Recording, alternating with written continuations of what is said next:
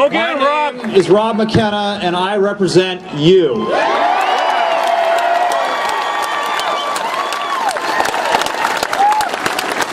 And I represent all the people of this state, whether they voted for me or not. Because my responsibility under the United States and the state constitution is to defend those constitutions and to defend the rights of the people under those constitutions.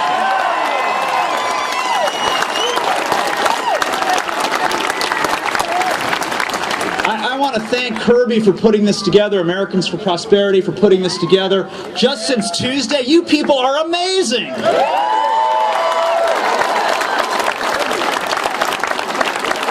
And I will be sure to convey your best regards to the 50 people who showed up outside my office door yesterday.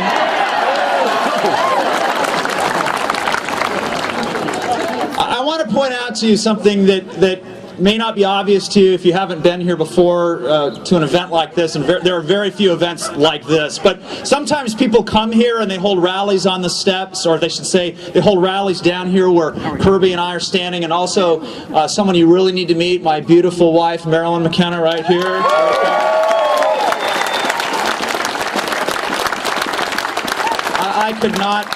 I could not begin to do what I do without Marilyn and my family. And I know you all understand the importance of having family around you. But, you know, usually when there's an event here, the people are all standing down here and the legislators are up there speaking from the steps. I like it this way a lot better. You know why? Because these are your steps. This is your building. This is your government. That's right. And you're taking it back. Exactly right. I also like the way this is set up today because your backs are to the Capitol at the moment. And you're facing my favorite building on the Capitol campus, the Temple of Justice, right there. Thank you. You know, it's called the Temple of Justice for a reason. It's because our nation is a nation of laws, of the rule of law. Absolutely. And the foundational document in this system of rule of law is our federal constitution and then our state constitution.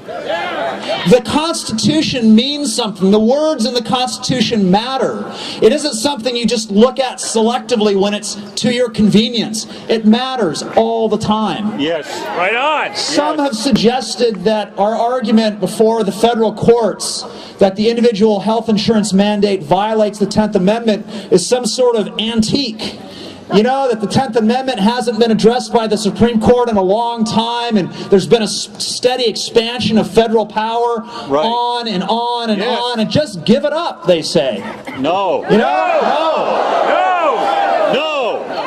I want to point out to those people who think the 10th Amendment has no meaning because there hasn't been a Supreme Court case on it in a long time, that there had not been a Supreme Court case upholding our rights under the Second Amendment, our rights to keep and bear arms, and since 1937. But just recently, the United States Supreme Court had no trouble whatsoever saying that the Second Amendment is real and our right to keep and bear arms is real, and they upheld that right.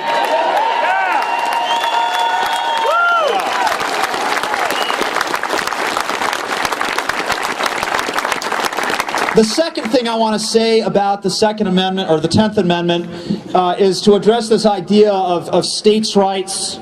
And states' rights are real, so what I want to point out to you is that the 10th Amendment is about states' rights, but this case is about the other part of the 10th Amendment that the other side in this debate doesn't want to hear about, because the Amendment 10 says that the powers not delegated to the United States by the Constitution, nor prohibited by it to the states, are reserved to the states respectively, or to the people. Yes.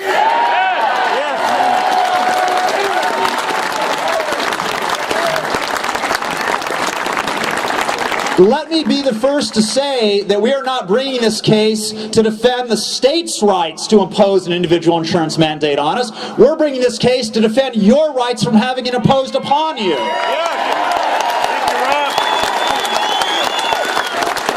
This isn't a states' rights case. This is an individual rights case. That's what this is about. The opposition is already throwing up as many arguments as they can. They've trotted out their legal scholars from Harvard and elsewhere. That really makes me smile when they do that, right? Like the guy from Harvard Law School isn't going to say that they can do this? Come on. But they bring out these arguments like the fact that this fine that they're going to impose on us if we choose not to get into commerce and buy the insurance, they're calling it a, quote, tax penalty. Now, why do they do that?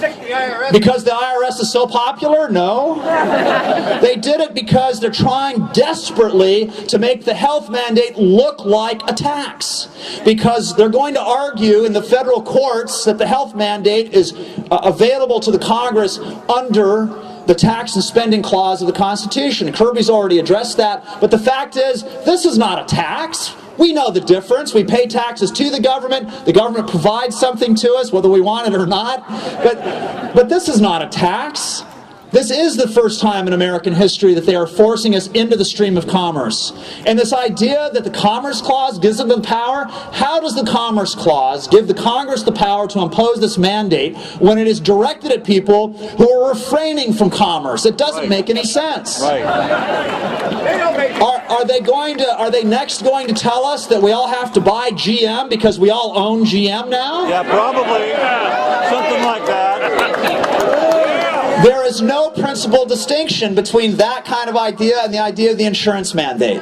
None. They have not articulated a principal distinction between ordering us to enter commerce when we would like to stay out and ordering us from doing anything else they happen to come up with that they can find a majority in Congress for. Right. The reason we have a Constitution is to protect us from majorities in Congress.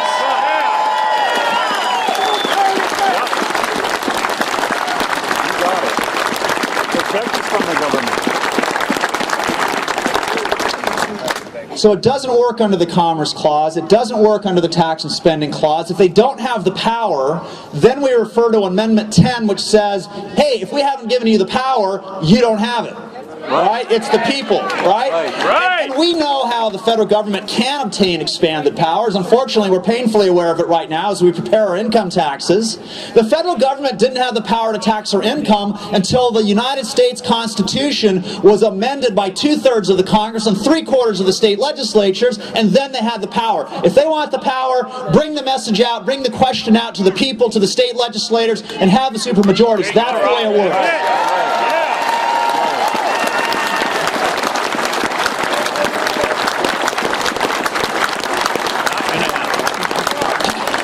One last point about the legal arguments here.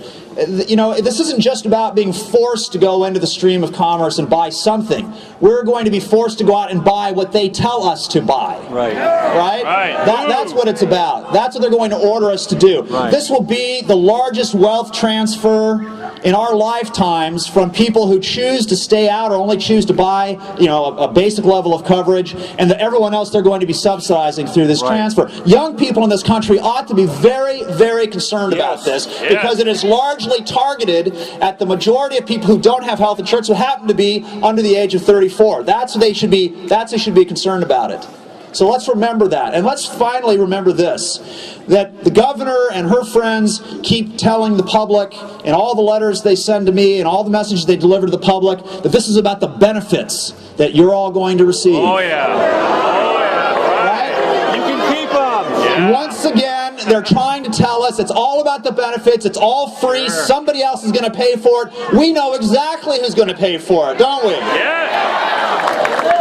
So let's get our message out there about that as well. There are legitimate and heartfelt and serious questions being raised about this massive entitlement expansion, the huge costs that it's going to impose on our children and our grandchildren, the trillion-dollar deficits as far as the eye can see. These are real concerns and real issues. And those issues will be addressed through the legislative process. Because when the majority of Congress changes this fall,